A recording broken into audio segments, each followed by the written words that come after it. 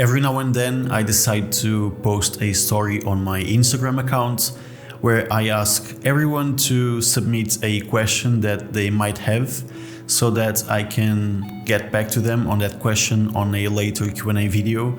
And because I thought that I accumulated a lot of questions, I decided to bring you a Q&A video today, so that's what this video is all about. I honestly love doing these videos and answer your questions, so thank you so much to everyone who submitted questions for this video. I feel like I've already said questions a ton of times and the video just started, but yeah. So jumping into the first question, and I'm gonna look at my phone. The first question is, do you see yourself shooting film in 2023?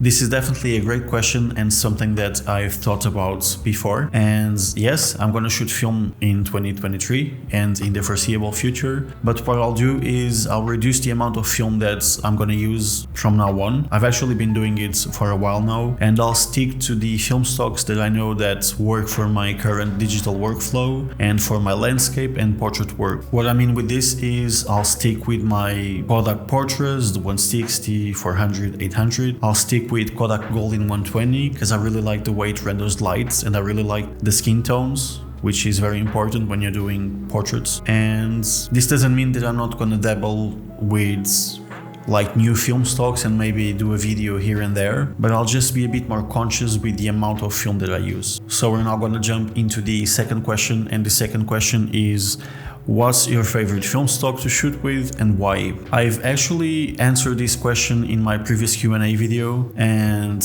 basically the short answer is Kodak Gold 200, because Kodak Gold has been my favorite 35mm film stock for ages, and now that we have it in 120, it's been a blast using it in medium format. And again, I really like the way it renders light and especially skin tones, because that's really important when you're taking a picture of someone, because film has this very baked in look to it. You need to be careful with the way that skin tones render because you want to make sure they're accurate, and Kodak Gold is very good at doing that. And also I think it's still priced at an affordable price. This sounded redundant, but what I'm trying to say is it's still quite close to Kodak Portra 160. That's the reason why I still buy Kodak Portra 160. But yeah, I'm gonna go with Kodak Gold 200. Definitely, it's quite versatile, it's affordable, it's a film that I know as well, and it's a safe option for me, especially because when I'm doing portraits, I don't want to feel like I'm wasting someone's time by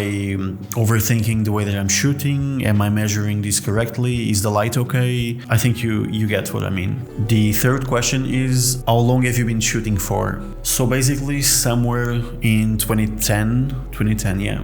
I bought my first DSLR camera, a Nikon D3200, a 14 megapixel camera. I shot so much on that camera. Wow, I'm getting a bit nostalgic here. I wish I hadn't sold that camera, to be honest. If I knew what I know today, it would be awesome to just keep it. Actually, I know the person who I sold it to, so maybe I'll reach out to them in the future. But yeah, I bought that camera in 2010. I was around 19 or 20 years old at the time.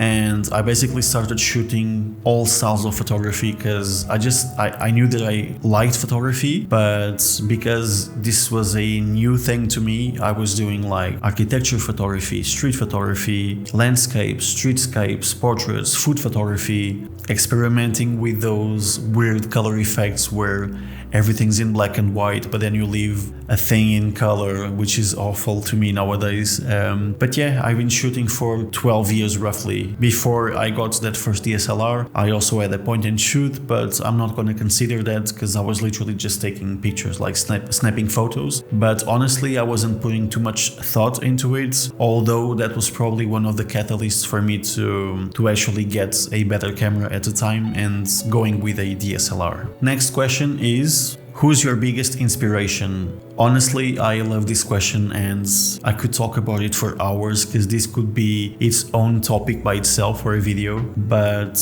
I'm gonna say my father, and I'm not gonna get into too many details because I might have a video that's still not planned, but I've got something that I would like to do one day. And yeah, I'm just gonna go with a short answer, my father.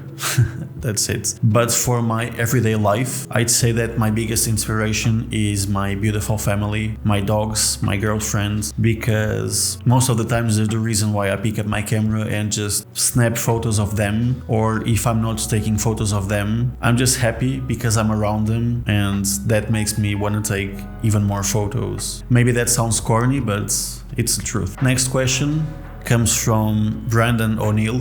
If you had to choose one camera body plus lens to shoot with forever, what would it be? That's sort of a very difficult question, but at the same time it's not.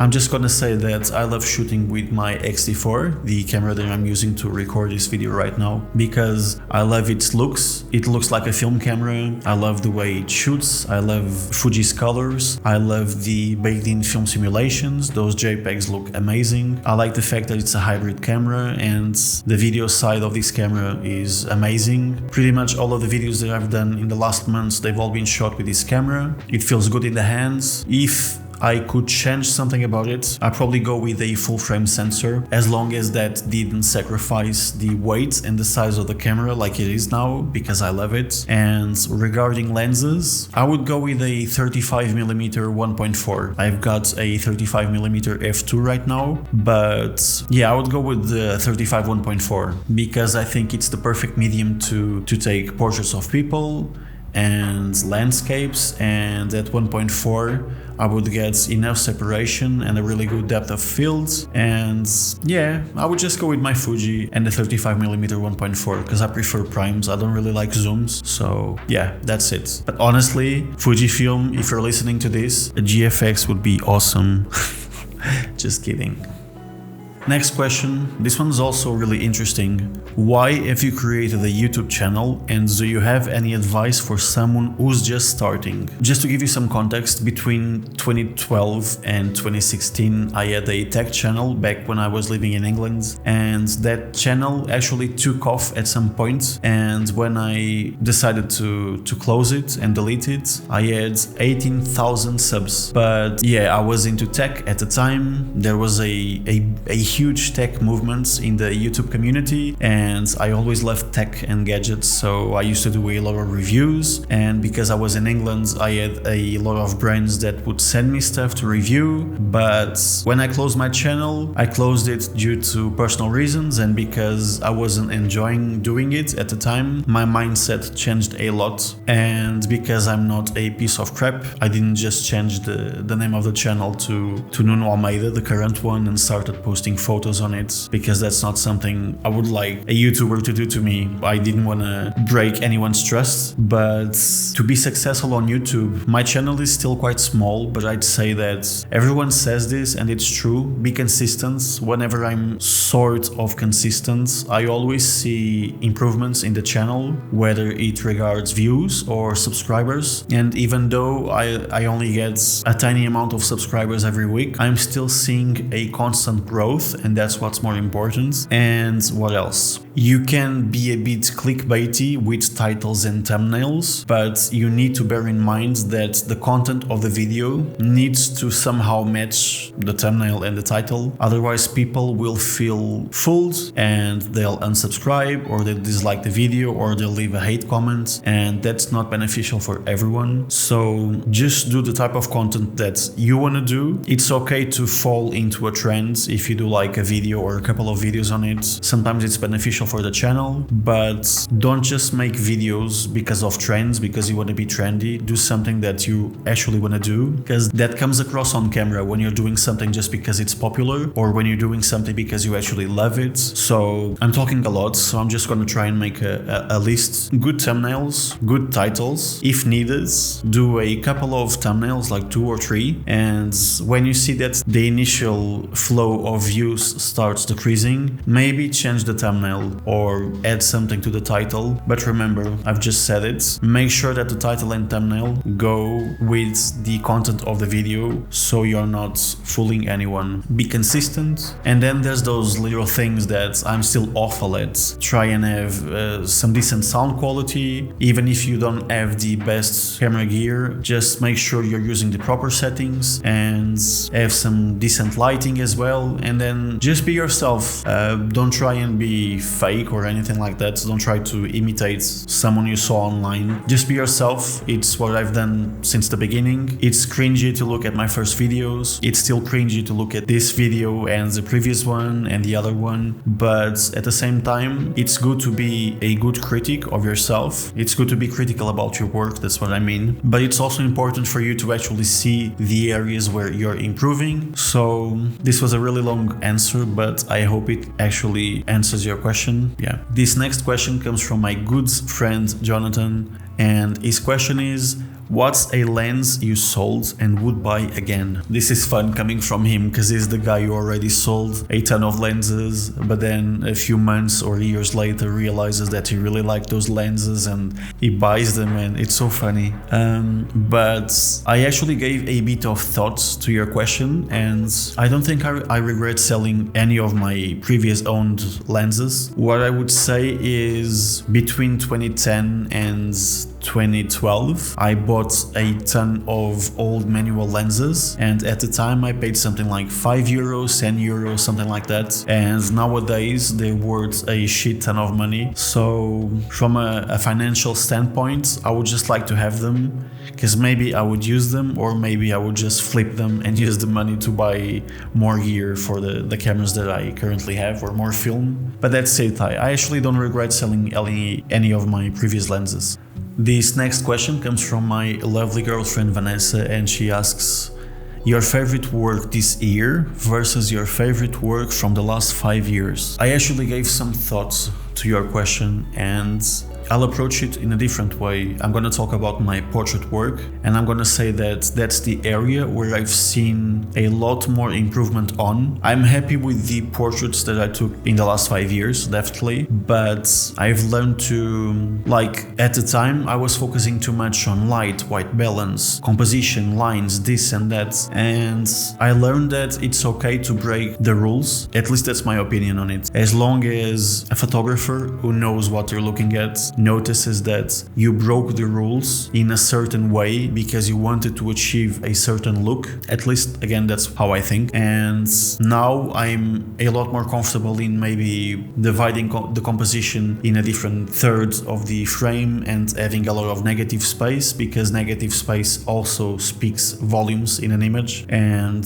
I try and compose some portraits a lot closer than I used to, like the way you're looking at me now. Sometimes I would frame people like this or a bit closer, and now, especially with the 75mm lens that I have on my Bronica, the 2.8 version, sometimes I like to get on people's faces and really get those details and every little mark and sign and hair, anything that makes the person the way it is, every perfection or imperfection, whatever you want to call them. I just want to take candid portraits. Of course, I edit them, and if someone's not comfortable with something, I'll remove it from the image. I do my editing, but that's not what I'm talking about. I'm talking about the base image. The way I do it now is a lot different than I used to do it, let's say 5 years ago. And also the focal length that I used before was also really different than the one I use right now, and that really affects the way you look at someone's face, like their symmetry and like the angle that you take the picture from as well. That really affects the stance of the person. Like taking a photo from down below empowers the person. Taking a picture from above kind of makes them feel belittled. Yeah, I would say my portrait work, definitely. That's what I noticed the biggest improvement on. Next question, Kodak or Fujifilm? Honestly, I really like both, and when I think about Fujifilm stocks, basically nowadays, obviously with the knowledge that I have on film, I know that Fuji was mainly the brand that my family, my parents used to shoot back in the day when I was a kid, and the idea of film look from family pictures that I had and that I have is linked to the greens in Fujifilm stocks. And I've shot with Fujifilm C200 35mm. I've shot Velvia and Provia slide film in medium format. I would love to shoot Fuji Pro 400H before it's gone because it's been discontinued, but there's still plenty around except for the 35mm version. But then again, I would prefer to shoot the 120 version, and I definitely need to buy a couple of rolls. They're quite expensive though, but I think they're totally worth it. And when I do, I'll probably do a video on it because it just looks awesome. Even on portraits, I saw a video from Sophia Carey, I think, and I love the skin tones. I loved like everything looks amazing, so I need to definitely give them a try. Obviously, Kodak is the biggest film offer in the markets compared to Fuji, and I shoot again a ton of gold, portrait, hectare. I would probably say Kodak if I had to choose between Kodak or Fuji, just because it's the one I use the most. However, from the results that I got with Fuji in the past, I really like it. I would say that I would prefer to shoot like C200 in a nature setting, like a landscape, because of the green tint in the film, or I would put it in a point and shoot and take really funky photos with the flash at like a party or a gathering, something like that, because the feel of like the filmic look really looks cool and it feels nostalgic to me. And again, I mentioned Kodak Gold, Portrait, Hectare, but obviously in 35mm you've got Color Plus as well, which is one of my favorite film stocks. I would say it's my second favorite one right after Gold. They look pretty much the same, but Gold just has that like it just renders lights in that golden way. It looks really cool. But yeah, I'd say Kodak just because it's the one I use the most, but I also like Fuji. I know it's a bit meh, but I like both. Next question, and I need to be quick because I only have 7 minutes left on that card. And the question is, do you still scan your own film or do you send it to the lab? Honestly, I haven't scanned my film at home for quite a while just because it's really time consuming, but when I do scan at home, I do have my flatbed scanner, the Epson V550, it's there.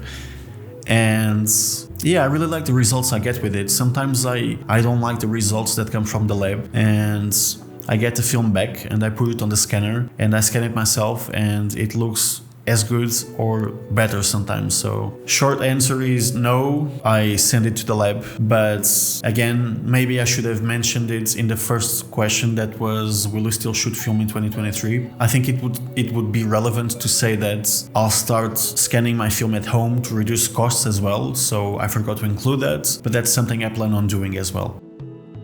Well, that was actually the last question, right on time, because we've got 5 minutes left on the card, and I hope you enjoyed this video. I know I talked a lot and I rambled a lot, as I do, you already know, but yeah, I really enjoy making these videos. It's nice talking to the camera and just saying what I want to say, and I kind of feel like I'm connecting with you, which is really cool. And I also connect with you on Instagram when you DM me and you reply to my Instagram stories with the question boxes for like submit questions to my next Q&A video, blah blah blah. And I love it when you interact with me in my YouTube videos in the comment section, which is a good segue to say, if you like this video, like the video please, it really helps me out. Drop a comment. I'm not gonna ask you to comment your favorite picture or whatever because there's no pictures, but just say hi and then I'll get back to you. And subscribe to the channel if you wanna support my work, my content, if you wanna see future uploads from me. And